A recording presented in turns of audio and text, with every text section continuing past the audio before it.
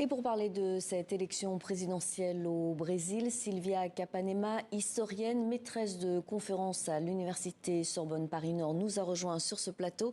Bonjour, merci d'être avec nous. Lula arrive donc en tête de la présidentielle, mais pas avec le résultat espéré. C'est plutôt surprenant. Comment l'expliquez-vous ? C'est plutôt révélateur d'un manque de perception des sondages. Pas forcément quant au résultat de Lula, parce qu'il est devant. 48 était un peu l'attendu. Mais le résultat de Jair Bolsonaro a été sous-estimé par les sondages. Il était considéré presque 10 points inférieur que son résultat final. Alors il y aura un second tour très disputé le 30 octobre. Est-ce que Jair Bolsonaro a encore toutes ses chances ? Est-ce qu'il pourrait être réélu ? Il y a un mois de campagne. Lui, il va jouer la carte de ses soutiens qui ont été élus, aussi de l'antisystème, comme il a fait, des réseaux sociaux, etc. Lui, là, il a les résultats favorables. Il lui manque 2 points. Il aura certainement, on attend, mais il aura probablement le soutien des autres candidats qui sont en 4e et en 3e position. Mais c'est une nouvelle campagne aussi. Tout se joue dans la campagne et la dynamique qui sera mise en place par les deux côtés. Et quel soutien peut avoir Jair Bolsonaro ?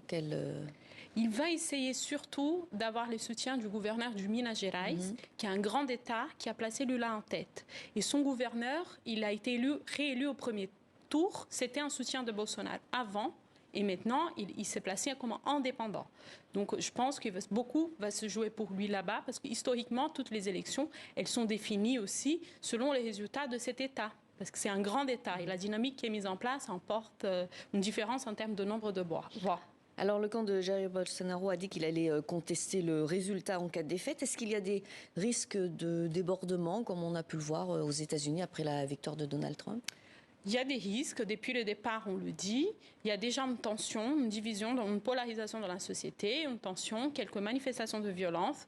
Peut-être ça peut se radicaliser au deuxième tour, on ne le sait pas, parce qu'il y a des choses qu'on a prévues qui ne se sont pas produites non plus en termes de violence, mais il y a des risques d'une contestation des résultats. Sauf qu'il ne pourra pas contester déjà les résultats là, parce qu'il y a eu aussi des élus dans ces élections, à lui, de son camp.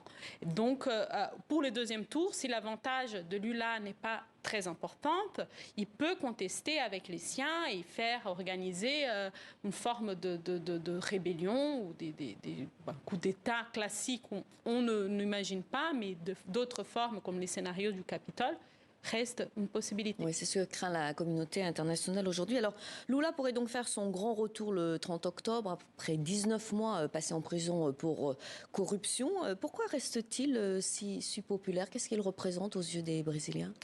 C'est la grande figure de la Nouvelle République. Il a été, là, c'est sa 6e campagne. Il a été élu il a été président 2 fois, toujours candidat. Il a porté beaucoup de choses au Brésil, un modèle économique qui était le sien de croissance avec enrichissement, notamment des classes moins favorisées, aussi de prospérité pour l'agro-business a commencé dans sa période et aussi de certaines réparations historiques. Est-ce que Lula a fait finalement campagne trop sur cette nostalgie, cette période où il était président ?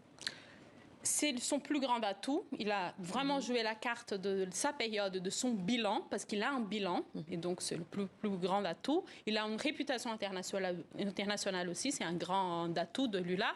Peut-être qu'il faut renforcer son côté projet et son côté avenir. Merci beaucoup Silvia Capanema pour cet entretien. Je rappelle que vous êtes historienne, maîtresse de conférences à l'université Sorbonne Paris-Nord. Merci pour votre analyse.